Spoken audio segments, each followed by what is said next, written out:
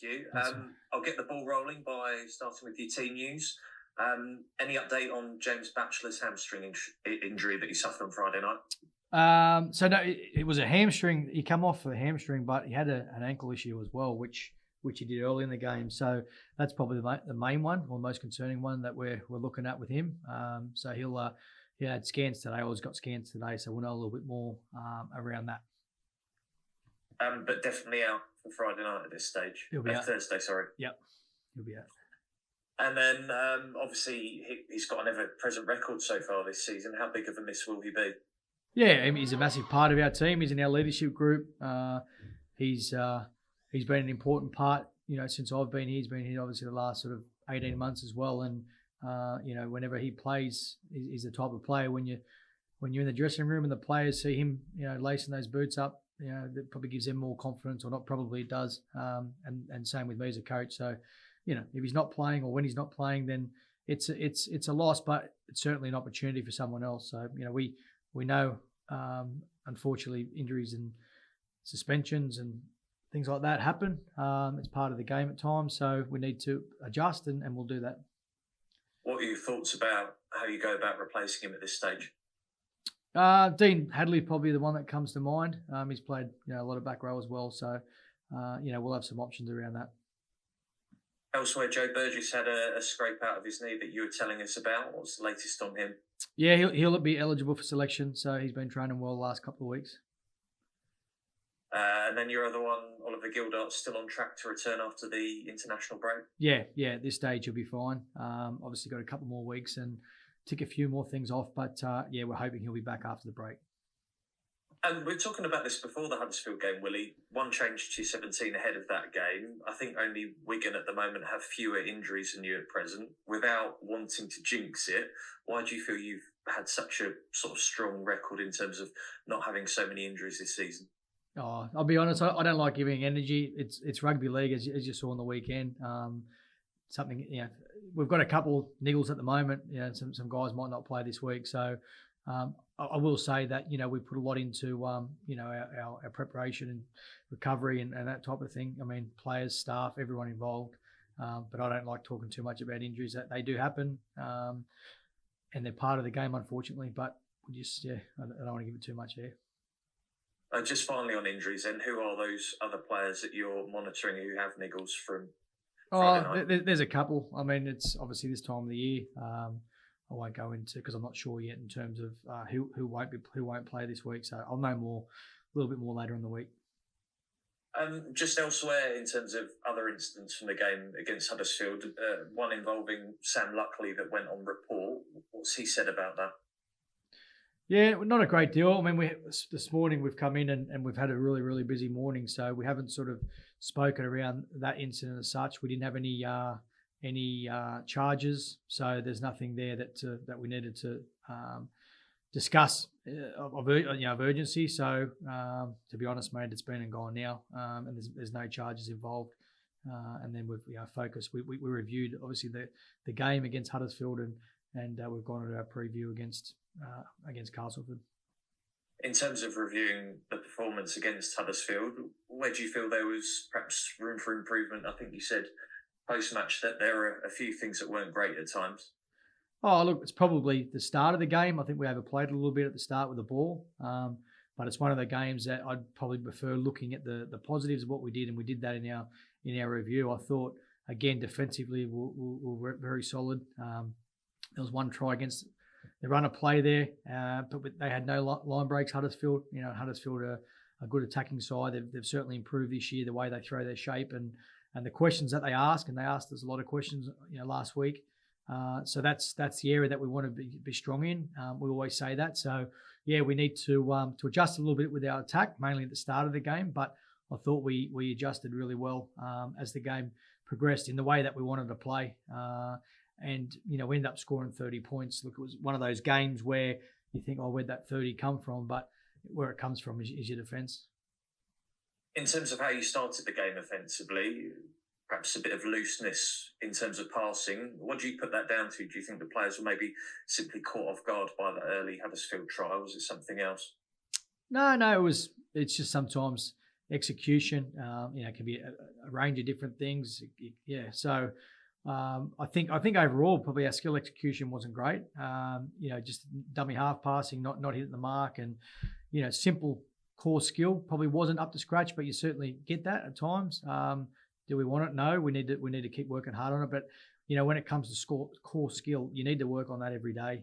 Players need to do extras, and you can't take that for granted, because that's the foundations of the game. You can have all this wonderful shape and this framework in place, but if you don't have core skill, then everything else goes out the window. Something else we were talking about in our pre-match build-up was kicking with the ball in hand from your half-backs. How pleased were you to then see a couple of tries being set up in that way from Tyrone May and Mikey Lewis? Yeah, really pleasing. Last plays are huge. I know we scored from an early kick, and but I'm talking in terms of last plays. Last plays will determine whether the set's a good set or a bad set as such, because where you turn the ball over and where they're carrying the ball from, a lot of the times around your kick and your kick choice, your kick execution, and then obviously you chase off the back of that. So, Mikey's worked really hard on his kicking game. There's no doubt he's come a long way. Over the past year with his kick. He was, he's never been sort of that first choice kicker over his short sort of career, but now he is. Tyrone, he's doing a bit as well, and Tyrone's more sort of off the cuff, plays what's in front. So we're starting to get that balance now. And I'm really, happy with the way Mikey's developing with his kicking game. How much do you think Mikey has benefited from kicking from the tee, and then that confidence perhaps flowing into his game as a result? Look, I think with kicking, with goal kicking, you're going to have your good days and you're going to have your bad days. And what you can't let happen is when you're not kicking so well, that affect your game. And I think the same thing. If he's getting 6 out of 6, I don't think that should be then a reflection of whether he's going to play well or whether he's not. It needs to be, two separate things. And then you add your defence on top of that. You add your push supports, all the things that we value, Mikey values.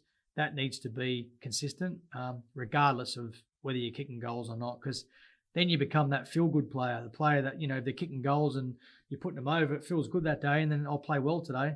But what Mike's getting a lot better at is, he might miss some goal kicks, or he might put one out on the full at the start of the game or something like that, but that doesn't then reflect on where he plays or how he plays. And I think Tyrone May is a perfect example of that in the weekend. If you look at Tyrone's game at the start, it wasn't where he wanted to be. But then you have a look at what Tyrone did that last 10 minutes of the first half, and then what he did in that second half. That's a really positive sign for a half. For me, guys like Jonathan Thurston back, years ago, he'd probably come up with a lot of errors, and it would get unnoticed. And why would it get unnoticed is because of the amount of positive and good things he did for his team. And to be honest, the best players, they do come up with a lot of errors because they got ball in hand, and they're asking a lot of questions, and that's what you want from your key ball players. So, yeah. Just a final word on Ryan Hall as well after Friday night. You spoke about hopefully he's got that monkey off his back and he can play with a bit more freedom. I think he told us as well that maybe that record was being forced on him by the media and it being mentioned on social media as well. Have you got the impression at any stage that it's perhaps weighed on his shoulders a bit too much in terms of his performances? Oh, look, it's one of those things where you're so close, so it's hard not to think about. Then you get the media obviously writing, and in commentary it's spoken about, and then there was, I think, presentations that were sort of preset before it was going to happen. So yeah, it's going to happen on this day, and that adds a lot of pressure to someone, regardless of the experience that Hawley's got, and he's a level-headed guy. So it can affect all players, but I don't think it's affected his performance. I think now, as I said, now it's like in a game at times. A game could be 20 points to 0 down. And you can't seem to get that try, but you get that one, then you get another 2, and before you know it, you're 20-18, and you're in the game. It's similar, and that's why I'm saying a monkey off his back. I think hopefully you see a few more now, but again, he's not going to be judged on how many tries he's scoring. That's for sure. Yeah, it's his job to finish. There's no doubt about that. He needs to finish tries, and he values that. But there's a lot of areas in his game that we value for him being a winger in our team. How's he been around the place this morning after his achievement on Friday night? Yeah, he's still signing autographs for us all. He's enjoying that. Nah, he's he doesn't want it to be about him. He doesn't like the fuss, but it is a massive milestone. It's huge. To be the highest try scorer in the Super League era. It's it's a wonderful achievement, and he should enjoy it. And I'm glad to see, his wife Vicky was here and his two children. It was great to see. They're a part of it. Obviously, Vicky's seen it all, and his children have seen a fair bit now. So it was nice to see. Looking at your team as a whole, Willie, heading into the second half of the season with one more break to come for the international pause, where do you feel your side are at the moment? I'll give you a better indication after this week. We want to narrow focus on Thursday's game. It's really important for us. Players have got some time off, and then we're going to reset, look where we're at, and then we'll look at what we want to do going forward. So narrow focus is this Thursday against a team that we know will be up for it. There's obviously some guys that were here before who we really like. They're good men, but obviously they've got a point to prove, and everyone likes playing against their past team. So we know it's going to be a tough game, but we're certainly looking forward to it.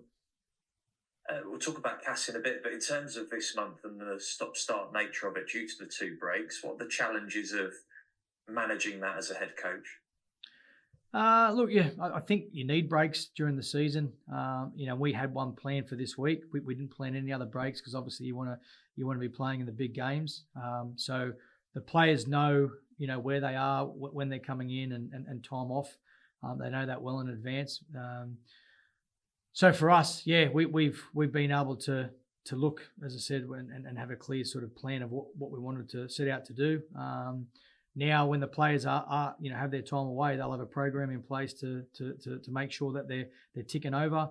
But I do want them to switch off mentally. There's no doubt about that. I think physically they need to do what they need to do, but it's more mentally that they need to switch off and spend some time with family and some friends and make sure that they come back ready to go and they're fresh.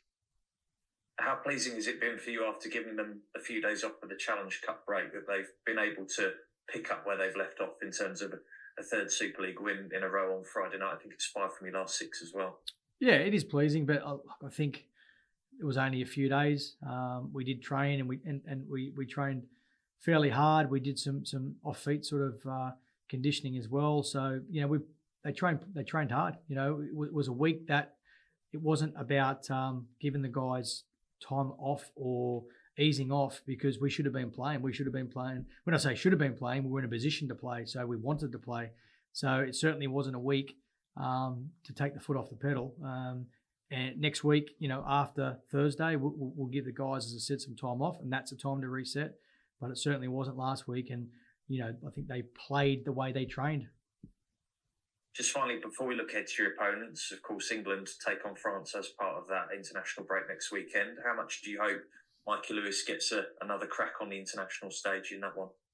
I hope Mikey does, and I hope there's others in the team as well. I think some players have put their hands up, and there's no doubt, like the better we go as a team, I think the more obviously the Sean Wayne and his staff will be looking at what KR are doing. So certainly hope Mikey's there, and I certainly hope a couple of others are there as well.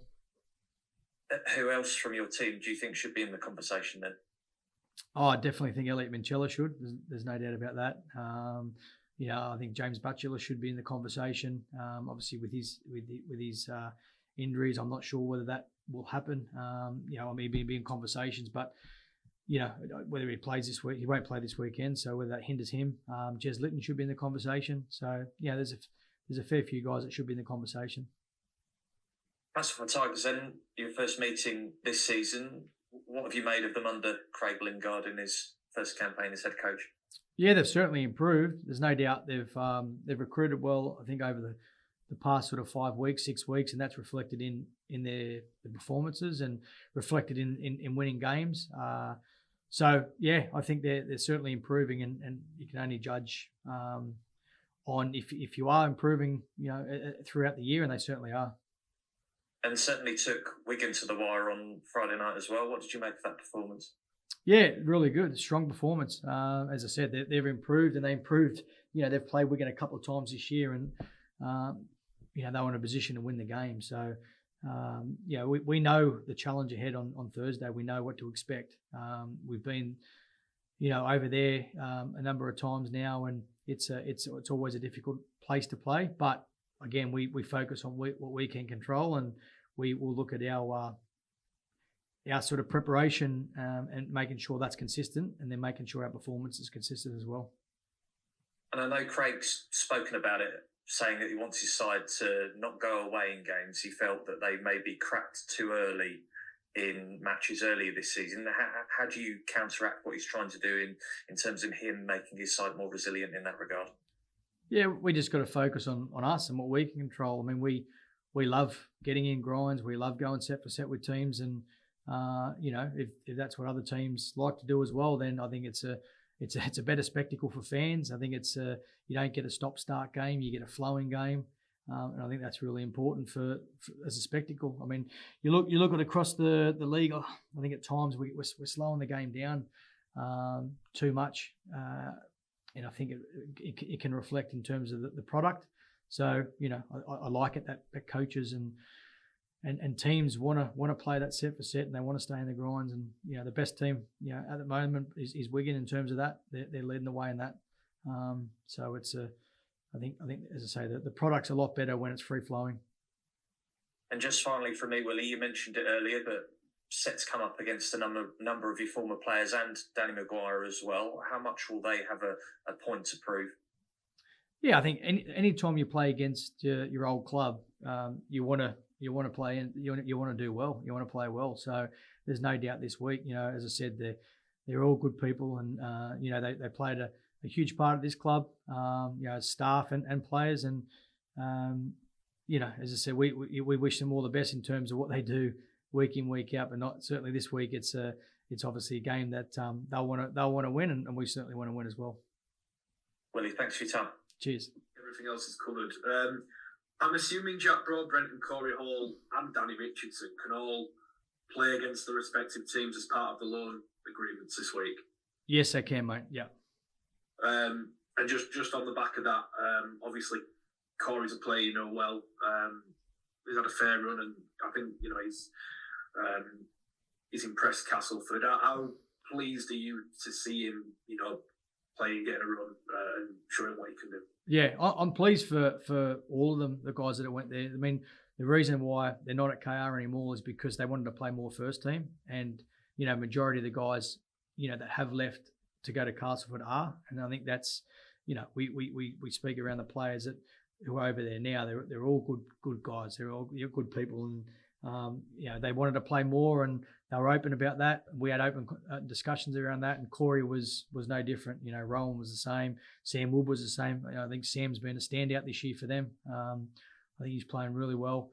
So I'm pleased for them all. And we are as a group. It's as I say, when they're doing well, as ex-players, it's good to see.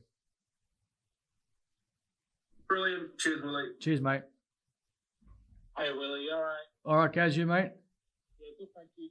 Just one for me. You spoke before about wanting as many England call-ups as possible.